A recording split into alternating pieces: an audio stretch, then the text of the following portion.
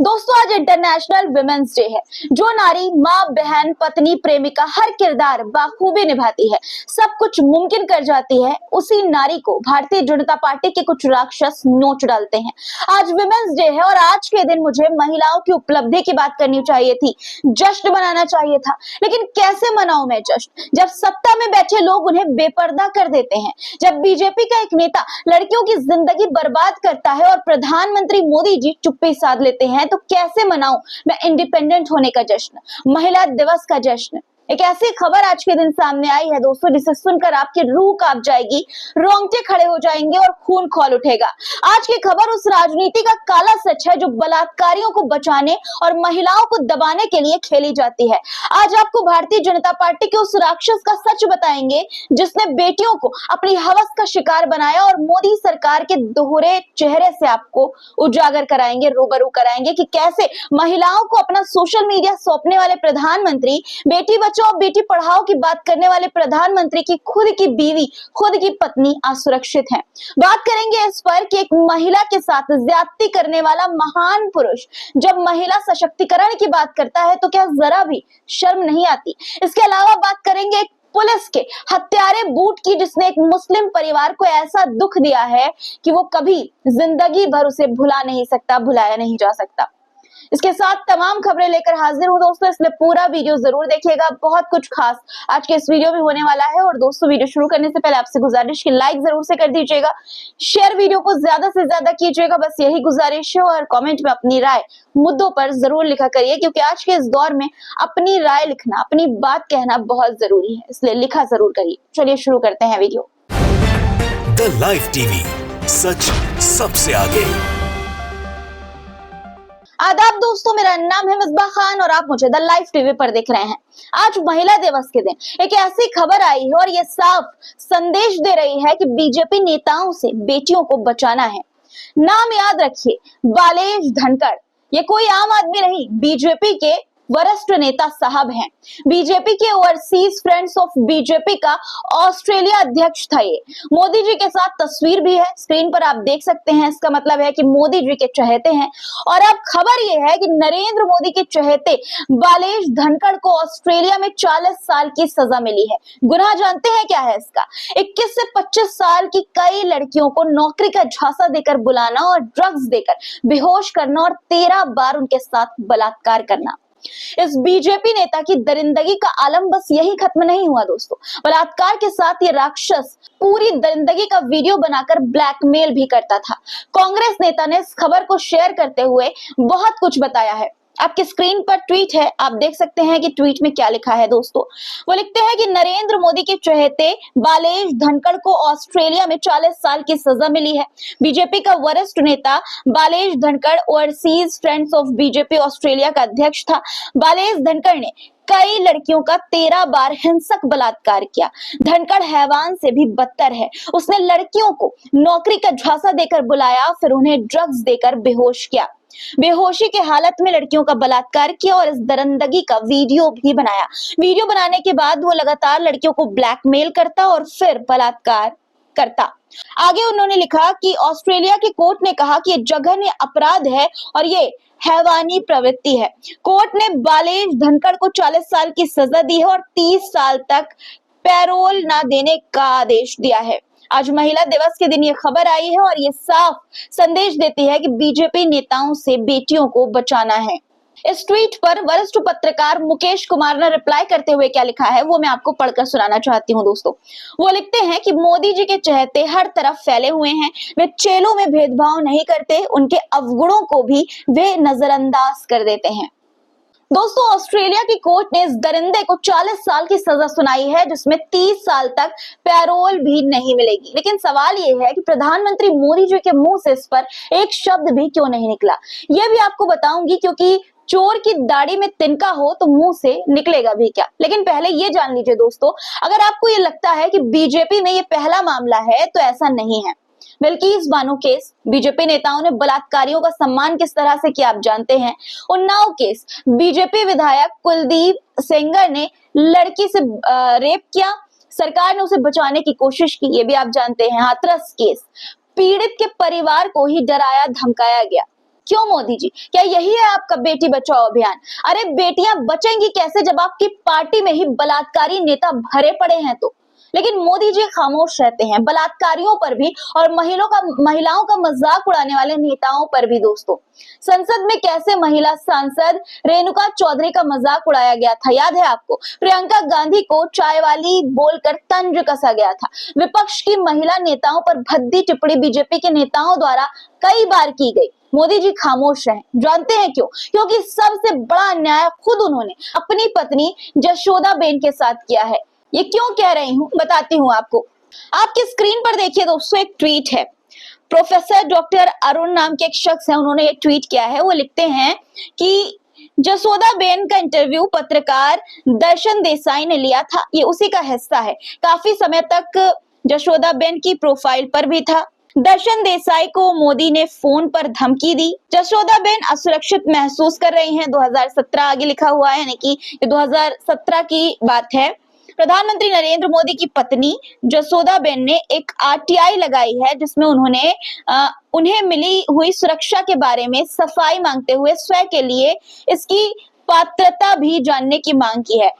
प्रधानमंत्री के प्रोटोकॉल के तहत स्वयं के अलावा अन्य परिजनों को मिली सुरक्षा व्यवस्था के बारे में जानकारी चाहती हैं। मौजूदा व्यवस्थाओं से जसोदाबेन असुरक्षित हैं। जसोदाबेन ने कथित तौर पर यह भी आरोप लगाया है कि सुरक्षा गार्ड उनसे व उनके परिवार वालों से, परिजनों से ये कहते आए हैं कि उन्हें मेहमान की तरह समझा जाए। जसोदाबेन के पास वर्तमान में 6 एसपीजी हैं, जिनके पास एक वाहन है जिससे वे जसोदाबेन पर नजर रखते हैं जहां भी वो जाती हैं। रोचक बात यह है कि उनके पास खुद का निजी वाहन नहीं है। जसोदाबेन ने आश्चर्यजनक रूप से इंदिरा गांधी की हत्या का जिक्र करते हुए उनके सभी सुरक्षा गार्ड की पर्सनल डिटेल मांगते हुए खुद को इन गार्ड के कारण बेहद भयभीत बताया है। वे अपने भाई अशोक मोदी के साथ रहती हैं। नरेंद्र मोदी के प्रधानमंत्री के रूप में शपथ लेने के बाद मेहसाना पुलिस द्वारा उन्हें सुरक्षा प्रदान की गई थी। आगे 2 पॉइंट लिखा हुआ है दोस्तों, जिसमें यह बताया गया है ट्वीट में कि सुरक्षा गार्ड का खर्च खुद जसोदाबेन को भरना पड़ता है। और दूसरा पॉइंट यह है कि आरटीआई ने जानकारी देने से मना कर दिया। अब दोस्तों, इसके साथ कुछ कटिंग्स भी शेयर की गई है। न्यूज़पेपर की कटिंग्स है, स्क्रीनशॉट्स हैं कुछ। एक जो है नवभारत टाइम्स की कटिंग है, जिसमें आप देख सकते हैं हेडलाइन में क्या लिखा है। मोदी ने मिटाए शादी के सबूत जसोदाबेन, यानी कि ये कह रही हैं इसमें कि प्रधानमंत्री नरेंद्र मोदी ने शादी के सबूत, उनके साथ जो शादी हुई थी उसके सबूत मिटा दिए हैं। अब दोस्तों, एक और ट्वीट देखिए, मैं आपको दिखाना चाहती हूँ। इस ट्वीट में ये बताया गया है कि प्रधानमंत्री नरेंद्र, खबर है ये, आज महिला दिवस है और इस मौके पर ये खबर आई है 8 मार्च 2025 की, यानी आज की ये खबर है। और इसमें लिखा हुआ है, स्क्रीनशॉट शेयर किया गया है इस ट्वीट में खबर का, और ये लिखा गया है कि प्रधानमंत्री नरेंद्र मोदी ने अंतर्राष्ट्रीय महिला दिवस पर अपने सोशल मीडिया हैंडल्स कुछ महिलाओं को सौंप दिए हैं। कुछ महिलाओं को सौंपे हैं। तस्वीर भी देखिए आप, महिलाओं की तस्वीर भी है। और जिन्होंने ये ट्वीट स्क्रीनशॉट इस खबर का शेयर किया है, उन्होंने दोस्तों ट्वीट में क्या लिखा है वो देखिए। वो लिखते हैं कि काश अपनी पत्नी जसोदाबेन को भी इज्जत देते। ढोंगी आगे उन्होंने कहा है। किसे कहा है ये आप समझ रहे होंगे। अवेश तिवारी हैं दोस्तों, ट्विटर पर काफी एक्टिव रहते हैं, जर्नलिस्ट हैं और मुद्दों पर अपनी राय लिखते हैं। और इन्होंने क्या लिखा है जसोदाबेन को लेकर, देखिए। वो लिखते हैं कि ये जसोदाबेन चाची हैं, इनके पति ने इनको शादी के तत्काल बाद छोड़ दिया, ना ससुराल ने अपनाया ना समाज ने। इन्होंने तमाम विपरीत परिस्थितियों के बावजूद अपनी शिक्षा जारी रखी और एक बेहतरीन शिक्षक बनी। आगे लिखते हैं कि इनके पति देश के 3 बार प्रधानमंत्री बने और 3 बार मुख्यमंत्री, मगर जसोदा चाची ने कभी इनका कोई लाभ नहीं लिया। एक तरफ इनके पति अपने भाषण में दूसरी महिलाओं का मजाक उड़ाते हैं, लेकिन जसोदा चाची ने कभी अपनी गरिमा पर आंच नहीं आने दी।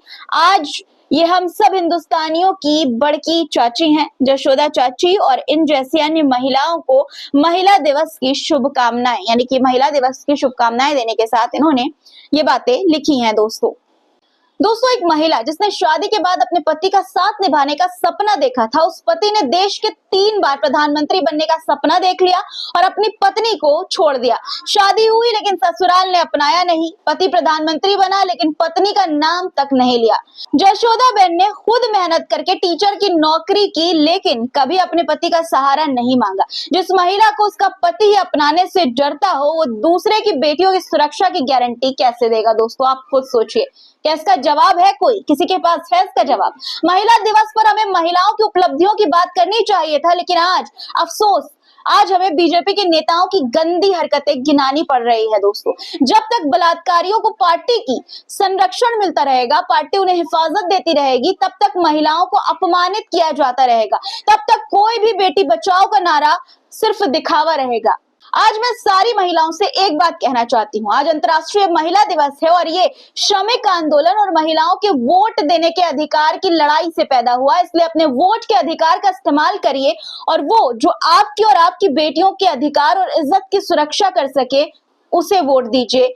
और अपने भाइयों और बड़ों से भी यही कहना चाहती हूँ दोस्तों, वोट उसे करिए जो आपके घर की इज्जत को इज्जत दे, बाहर निकलने की सुरक्षा की गारंटी दे सके, उसे नहीं जो बलात्कारी हो। अब अगली खबर पर आते हैं दोस्तों। 1 महीने की मासूम बच्ची जिसने अभी इस दुनिया में सांस लेना ही शुरू किया था, जिसे मालूम भी नहीं था कि नफरत और जुल्म क्या होता है, लेकिन उसे जीने का हक भी नहीं मिला।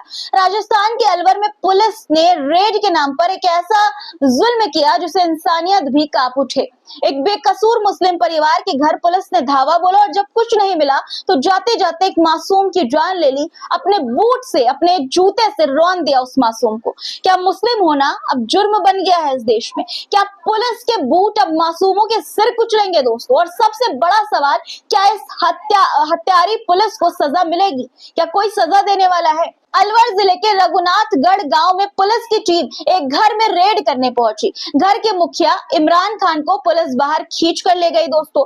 परिवार को धमकाया, घर की तलाशी ली, लेकिन कुछ जब नहीं मिला तो चले गए। और फिर उसके बाद जब इमरान को वापस लौटने दिया गया तो उसने अपने पत्नी को रोते हुए देखा। बिस्तर पर उसकी मासूम बेटी पड़ी हुई थी, उसका सर कुचला हुआ था और नाक से खून बह रहा था। सोचिए, एक माँ के सामने उसकी मासूम बच्चे को मार दिया गया, लेकिन पुलिस वालों को कोई फर्क नहीं पड़ता। मामला ये कई दिन पुराना है दोस्तों, लेकिन अब इस खबर को लेकर गांव वालों का बयान भी सामने आया है। गांव वालों का ये कहना है कि इस तरह का उत्पीड़न मुसलमानों के लिए यहाँ पर आम बात है। दोस्तों परिवार का क्या हाल है वो आप सुनकर आपकी आंखों में जरूर आंसू आएंगे। एक अंधेरे से कमरे में लिखा हुआ है, बताया गया है खबर में कि एक अंधेरे से कमरे में बिस्तर पर बेसुध पड़ी बच्ची की मां रजीदा अपने आंसू नहीं रोक पा रही है। बेटी को खोने से उन्हें गहरा सदमा लगा है, वो बात करने की स्थिति में नहीं है इस वक्त।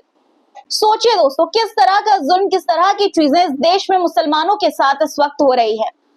खैर, अब एक अच्छी खबर भी आपको बता देते हैं। रमजान का महीना चल रहा है, इबादत का महीना, रहमतों का महीना, बरकतों का महीना। लेकिन इस महीने की सबसे खूबसूरत बात क्या है जानते हैं? सिर्फ रोजा रखना या इफ्तार करना नहीं, बल्कि दूसरों की मदद करना बिना किसी भेदभाव के, सिर्फ इंसानियत के नजरिए से। और इसी इंसानियत की मिसाल है सईद अयूब। जी हाँ, सईद अयूब, जो हर रोज इफ्तार के वक्त बिरयानी बनाकर लोगों को खिलाते हैं। न धर्म देखा, न जात पात, न किसी से अल्लाह अकबर बुलवाया, न किसी से उसकी पहचान पूछी, बस एक ही चीज देखी, इंसानियत। कभी किसी से जबरदस्ती ये नहीं कहा कि पहले ये बोलो फिर खाना मिलेगा, बस एक ही सोच, कोई भूखा ना सोए। देखिए आप तस्वीरें कि किस तरह से एक हिंदू महिला को बिरयानी ये दे रहे हैं, उनकी मदद कर रहे हैं इफ्तार के वक्त। देखिए, क्या नाम है आपका? लक्ष्मी। लक्ष्मी, अच्छा। पोटले का गोश्त है, नल्ली के साथ डाल रहा हूँ, बेहतरीन, ठीक है ना। अपन सब हिंदुस्तानी हैं, आपस में सब अपन भाई बहन हैं, ठीक है। मैं आपका भाई हूँ, डेली आके यहाँ से बिरयानी लेके जाना। मटन बिरयानी, पोटले की बिरयानी रहती, हलीम बिरयानी, डबल का मिठा, जो चाहे वो लेके जाओ। Thank you, thank you, thank you, thank you. सोचिए दोस्तों, ना जाने कितनी लक्ष्मी जैसी बहनों का पेट भरता है ये खाना, ना जाने कितने राम और रहमान का सहारा बनता है ये नेक काम। अब असली हिंदुस्तान की एक और तस्वीर आपको दिखाती हूँ। देखिए कि स्पीकर पे जय श्री राम लिखा हुआ है, श्री राम लिखा हुआ है और चल रही है उस पर कव्वाली। देखिए ये तस्वीर, कितनी खूबसूरत तस्वीर है और वाकई यही है असली हिंदुस्तान। हमारा नबी, वो तुम्हारा नबी, वो जिसका नबी, वो हमारा नबी, वो तुम्हारा नबी, वो जिसका तहजीब का नाम इस वक्त चर्चा में है। लंबी लंबी बहस चल रही है, टीवी चैनल्स पर डिबेट चल रही है। मुगल कितने क्रूर थे, लुटेरे थे, न जाने क्या क्या कहा जाता आया है। लेकिन एक ऐसा बयान, एक ऐसा वीडियो मैं आपको सुनाना चाहती हूँ जिसे नफरतियों को जरूर सुनना चाहिए। सुनिए पहले आप। है कि मराठा का हमला मेवाड़ के ऊपर भी लिया और मराठा अतरा लूट खसोट करता और अतरा हमला किया कि मेवाड़ ने नुकसान मुगलों ने भी सैकड़ा वर्ष तक लड़ता रहा, जिको ज्यादा नुकसान मराठा किया। गांव ने लूटना, हर तरह करना, मेवाड़ ने कमजोर अगर जर्जर की दी तो यहाँ मराठा की दी। क्यों भाई, सही बात है। दोस्तों इस वीडियो पर यह लिखा हुआ है कि प्रसिद्ध राजस्थानी साहित्यकार लक्ष्मी कुमारी चुंडावत, और ये क्या कह रही हैं ये आपने सुना। ये बोल रही हैं कि मराठों ने मेवाड़ को मुगलों से ज्यादा नुकसान पहुंचाया है और आज हिंदुत्ववादी जो हैं उन्हें रक्षक कहते हैं। दोस्तों सोचिए आप कि कितनी बड़ी बात इन्होंने कही है। लेकिन नफरतियों को ये चीजें समझ नहीं आएगी। दोस्तों कुछ समय पहले एक मुस्लिम सांसद कुंवर दानिश अली को संसद में भाजपा के एमपी द्वारा मुल्ला, कटुआ, उग्रवादी बोला गया था। क्या क्या शब्द इस्तेमाल किए गए थे ये आप जानते हैं।